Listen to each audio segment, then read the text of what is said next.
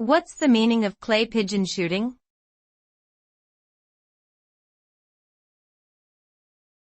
Clay pigeon shooting.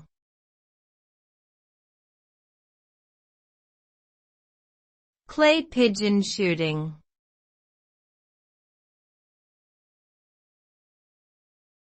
Clay pigeon shooting.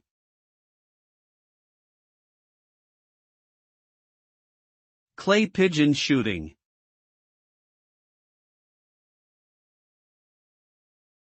Clay pigeon shooting is a sport where participants use shotguns to shoot at targets known as clay pigeons, which are small discs made of compressed clay. The targets are launched into the air at varying speeds and angles, simulating the flight of a bird.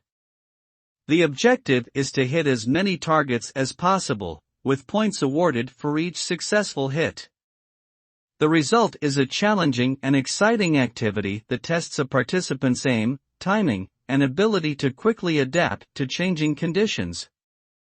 It is a popular pastime enjoyed by many people around the world.